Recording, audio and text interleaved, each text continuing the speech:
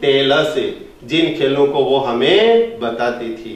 दादी माँ जिन खेलों को हमें बताती थी उन खेलों को हम जैसे कोई पैगंबरों की पौराणिक जो कथाएं हैं उन कथाओं की तरह से उनके खेलों को हमें समझते थे। तो डियर स्टूडेंट्स, जैसे कि हमने फर्स्ट पैराग्राफ में दादी माँ के बारे में लेखक ने जो वर्णन किया उसके बारे में पढ़ा हमने। अब हमें नेक्स्ट अपना जो पैराग्राफ है उसको पढ़ते हैं। नेक्स्ट पैराग्राफ में देखिए, अपना नेक्स्ट जो पैराग्राफ है उसमें लिखा हुआ है she had always been short. She had always been short, वह हमेशा ही बीन शॉर्ट, दादी माँ हमेशा ही बिल्कुल ठिगनी सी थी, छोटी थी वो, एंड फेट और मोटी थी। दादी माँ की जो पर्सनैलिटी थी, हालांकि दादी माँ की जो हाइट थी वो ज्यादा हाइट नहीं थी, वो ठिगनी सी थी, शॉर्ट थी, वो नाटी थी और वो मोटी थी, एंड स्लाइटली बेंट, और वह थोड़ा झुक करके चला करती थी। दादी माँ झुक करके भी चलती थी, वो मोटी थी और कदी की छोटी थी और झुक करके चलती थी।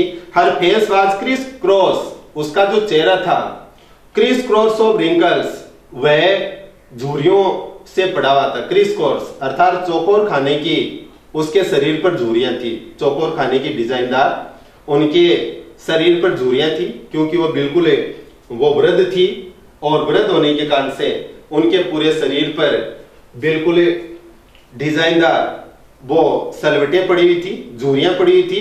फ्रॉम एवरीवेयर टू एवरीवेयर, अर्थात प्रत्येक जगह पर, उनके शरीर के सभी जगह, हर जगह पर, हर सभी शरीर के सभी अंगों पर उनके झुर्रियां पड़ी हुई थी, अर्थात वो चौकर खाने की झुर्रियां उनके शरीर पर थी। नो, नहीं, वी वर सर्टेन, हमें निश्चित है, अर्थात हम ये निश्चित थे। She had always been as we had known her. No नहीं, we were certain, we were certain, हमें ये निश्चित पता था। She had always been, she had always been, वो हमेशा ऐसी थी, as we had known her, जैसा हम उसके बारे में जानते थे।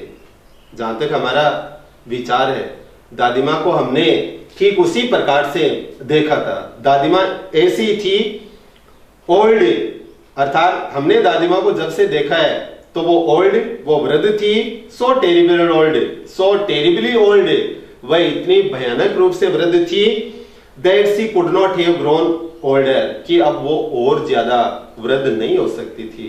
अर्थात दादी माँ को देख करके ऐसा नहीं लगता था कि क्या इससे भी ज्यादा कोई वृद्ध हो सकता है, लेकिन नहीं, it can not be imagine, इसकी कल्पना भी नहीं की जा सकती थी कि दादी माँ इससे भी ज्यादा वृद्ध हो सकती थी।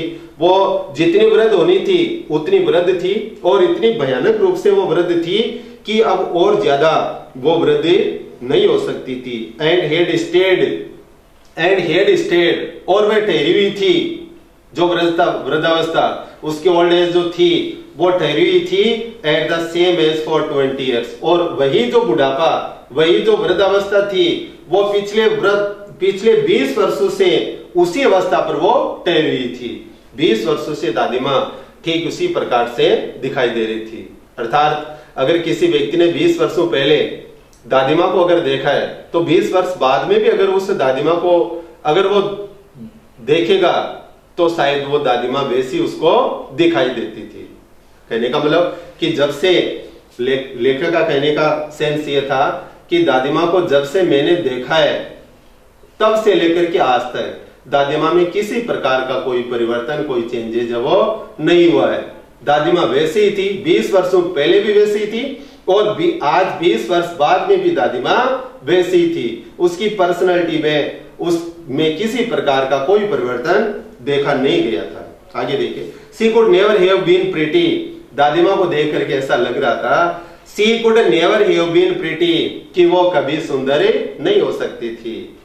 क्योंकि लेखक ने सोचा कि मैं तो जन्म से लेकर के अब तक दादी माँ को तो मैंने ऐसा ही देखा है, तो मैं तो ये सोच ही नहीं सकता कि दादी माँ कभी सुंदर थी, अर्थात वो कभी सुंदर नहीं हो सकती थी। But she was always beautiful, लेकिन वो हमेशा, शी वाज ऑलवेज ब्यूटीफुल, लेकिन वो हमेशा सुंदर थी। दादी माँ प्राय सुंदर ही थी, और सी होबल्ड, वह लंगड़ा करके चलती थी। दादी माँ चलती थी तो थोड़ा लंगड़ाती थी, वो लंगड़ा करके चलती थी, वो थोड़ा वाक जब वो कोई लेमिंग मैन है, लेमैन है और वो लंगड़ा करके चलता है, उस प्रकार से दादी माँ चलती थी। और नेक्स्ट देखिए, about the house in spotless white and with hand resting one her waist to balance her stoop and the other telling the beads of her rosary. Next देखिए, तो सी ओबर्ड, वह लंगड़ाती थी, अबाउट द हाउस, वह घर में लंगड़ा करके चलती थी, इन स्पॉटलेस व्हाइट, अर्थात उसके बिल्कुल किसी प्रकार से जो स्पॉटलेस, जिसमें बिल्कुल किसी प्रकार से दाग धब्बे नहीं थे, बिल्कुल स्वच्छ जो सफेद कपड़े थे, उन कपड़ों में वो लंगड़ा करके चलती रहती थी। और विद वन हैंड रेस्टिंग, और उसका एक जो हाथ था वो हाथ टिका हुआ था, कहां पे, ऑन हर वेस्ट, एक हाथ तो उसका कमर पर टिका हुआ होता था। And to balance her stoop, उसका जो झुकाव था, दादी जो झुक करके चलती थी, तो वह एक हाथ तो वो अपना झुकाव जो था तो उसके ऊपर वो कमर पर रहता था। And the other telling the beads of the rosary, and other telling, और दूसरे हाथ में वो जपती रहती थी, किसको, द बीट्स, बीट्स मानी मणिकों को, किसके, ऑफ हर रोजरी, उसकी भजन माला।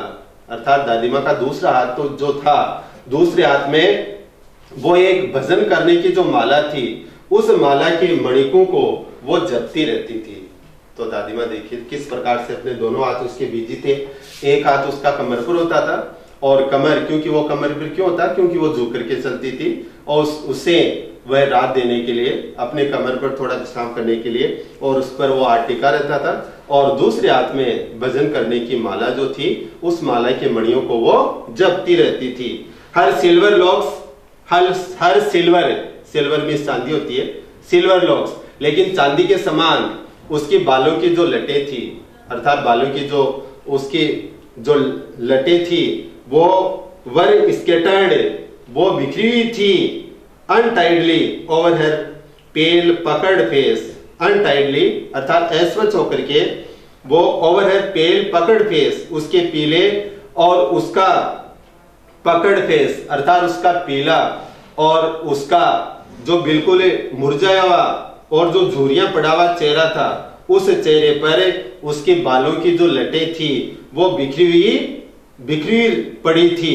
एंड हर लिप्स, और उसके होंठ कॉन्स्टेंटली मूव्ड, और उसके होंठ लगातार हिलते रहते थे, इन ऑडिबल प्रेयर, अश्रव्य प्रार्थना में। अर्थात जो प्रार्थना इनऑडिबल, ऑडिबल मीन्स जो सुनाई दे, और इनऑडिबल अपोजिट है, जिसका मीनिंग होता है कि जो सुनाई नहीं दे, और उसके जो होंठ थे वो लगातार बिल्कुल नहीं सुनाई देने वाली जो प्रार्थना थी, उस प्रार्थना में उसके होंठ थे वो मूविंग होते रहते थे, उसके हिलते रहते थे, अर्थात होंठ उसके हिलते रहते थे, और वो राम नाम जपती रहती थी, भगवान का नाम लेती रहती थी, लेकिन किसी को सुनाई नहीं देता था कि वो आखिर क्या बोलती थी। इस प्रकार से था। नेक्स्ट देखिए, यस, हाँ, शी वाज ब्यूटीफुल, हाँ वह सुंदर थी। दादी माँ को देख करके ऐसा लग रहा था कि दादी माँ सुंदर थी। She was like the winter landscape, she was like the winter landscape, वह बिल्कुल शीत ऋतु के भूदृश्य की तरह से थी। विंटर मीन शीत ऋतु, लैंडस्केप इन द माउंटेन, पर्वतों में, वह पर्वतों में शीत ऋतु के भूदृश्य की भांति थी। एंड एक्सपेंस, और वह एक विस्तार थी, किसका, और प्योर व्हाइट सेरेनिटी, और वह बिल्कुल शुद्ध और सफेद सेरेनिटी, अर्थात पवित्रता का, शांत, बिल्कुल पवित्र, शुद्धता का वो प्रति विस्तार थी। उसको देख करके ऐसा लग रहा था कि दादी माँ बिल्कुल सवेद, शुद्ध, शांति का, शुद्धता का वो प्रतीक थी। ब्रीथिंग, और वह सांस ले रही थी। पीस एंड कंटेंटमेंट, और वह शांति और संतुष्टि के साथ में दादी माँ सांस ले रही थी। इस प्रकार से दादी माँ बिल्कुल शांति से श्वास ले रही थी। नेक्स्ट पैराग्राफ की ओर आते हैं, थर्ड पैराग्राफ। आगे देखिए, my grand mother and I were good friends. दादी माँ देखिए अपने किस प्रकार से रंग रूप में थी और उसका लेखक कैसे वर्णन कर रहा है। आगे देखिए, तो उसका दादी माँ इसमें राइटर जो खुशवंत सिंह है वो अपनी दादी माँ का रिलेशनशिप बताते हैं कि उनकी रिलेशनशिप किस प्रकार से था। उनका संबंध जो था वो कैसा था। देखिए, my grand mother and I were good friends, मेरी दादीमा और मैं अच्छे मित्र थे। मेरी दादीमा में मेरे अच्छे पढ़ती थी, हम दोनों में अच्छी दोस्ती थी। और माई पेरेंट्स लेफ्ट मी, मेरे माता पिता ने मुझे छोड़ दिया था। लेफ्ट मी, लेफ्ट लीव की सेकेंड फॉर्म जिसका अर्थ होता है लेफ्ट। तो my parents left me with her, मेरे माता पिता ने मुझे उसके पास छोड़ दिया था। When they went to, when जब दे वेन टू, जब वो चले गए थे। लिव इन द सिटी, जब वो शहर में रहने के लिए चले गए थे, तो मेरे माता पिता ने मेरी दादीमा के पास मुझे छोड़ दिया था। अर्थात वो मेरे पेरेंट्स तो सिटी में चले गए, लेकिन मुझे दादीमा के पास में छोड़ गए। And we were constantly together, और हम तब से लगातार साथ साथ रह रहे हैं। दादीमा और मैं दोनों साथ साथ रह रहे। मेरे माता पिता जब शहर में चले गए। She used to walk me up in the morning, she used to walk me, अर्थात वो मुझे सुबह जगाती थी। यूज्ड टू वॉक मी अर्थात पास्ट टेबिट है, प्राय वो मुझे सुबह जगाती थी। And get me ready for school, और वह मुझे स्कूल के लिए तैयार भी करती थी। दादीमा सुबह लेखक को जगाती और उसको स्कूल के लिए वो तैयार भी करती।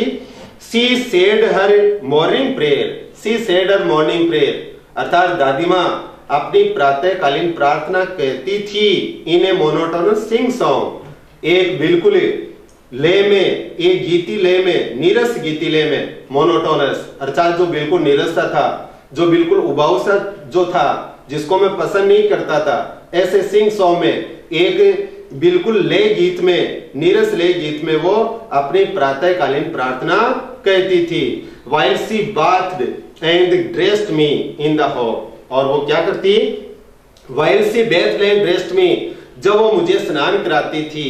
And dressed me in hope, और वह इस उम्मीद के साथ में मुझे कपड़े पहनाती थी।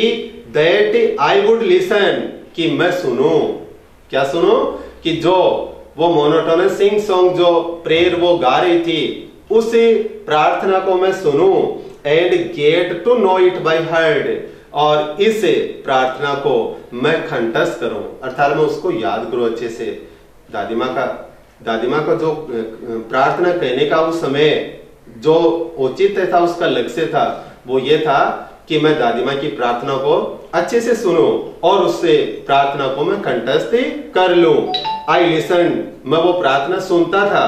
दादीमा जो प्रार्थना कहती थी वो प्रार्थना में सुनता था। Because I loved her voice, क्योंकि मुझे उसकी आवाज बहुत अच्छी लगती थी।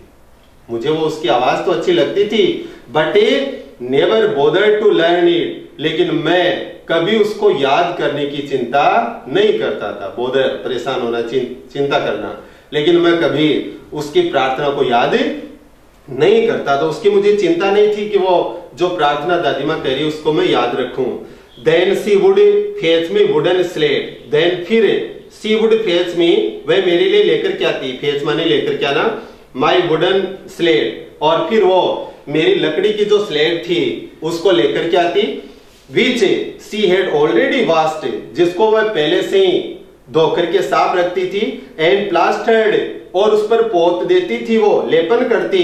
विथ येलो चाक, किसका, खड़िया अर्थात पीली जो चाक थी उसका वो लेपन करती। A tiny earthen ink pot, एक टाइनी अर्थन इंक पॉट, और एक छोटा सा एक मिट्टी की जो दवा थी वो, एंड ए रेड पेन, और एक लाल पेन। टाई देम ऑल, इन सबको वो बांधती इन ए बंडल, एक बंडल में, एक गट्टर में। इन पूरी जो सामग्री थी, पूरी मटेरियल जो थी, वो एक उसको गट्टर में बांध देती। And hand it to me, और इसे वो मुझे अपने हाथ में सौंप देती थी, मुझे थमा देती जब मैं स्कूल के लिए बिल्कुल रेडी कर देती। रेडी करने के बाद में और ये सामग्री मुझे देकर के वो मुझे सौंप देती। After breakfast of thick, after breakfast अर्थात नाश्ता करने के बाद में, ऑफ थिक स्टेल चपाती, एक मोटी और एक बासी चपाती का नाश्ता करने के बाद में, with a little butter and sugar spread on it, और जिस बासी चपाती के ऊपर थोड़ा मक्खन अर्थात घी और चीनी उसके ऊपर फैली हुई रहती थी। वी और उसका हम नाश्ता करने के बाद में वी वेंट टू स्कूल, हम स्कूल जाते, अर्थात दादी माँ भी मेरे साथ स्कूल जाती और स्कूल जाने से पहले जो वो मुझे बासी रोटी जो खिलाती थी उस रोटी के ऊपर थोड़ा सा मक्खन और उस पर चीनी लगी होती थी और ये नाश्ता करने के बाद में हम स्कूल के लिए जाते। सी कैरीड, वह अपने साथ लेकर के जाती थी। जब वो स्कूल के लिए हम निकलते तो दादी माँ अपने साथ लेकर के जाती थी सेवरल स्टाल चपातीज, तो वह अनेक बासी चपातियां, बासी जो रोटियां अपने साथ लेकर के जाती।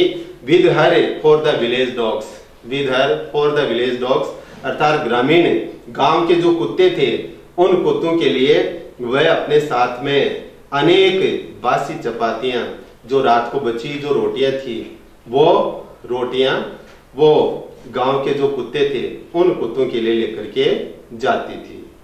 तो इस प्रकार से देखिए हमने ये 3 पैराग्राफ पढ़े। तो आज इस वीडियो लेक्चर में इतना ही। नेक्स्ट जो अपना लेक्चर है उसमें हम आगे बढ़ेंगे। Thank you. जय हिंद।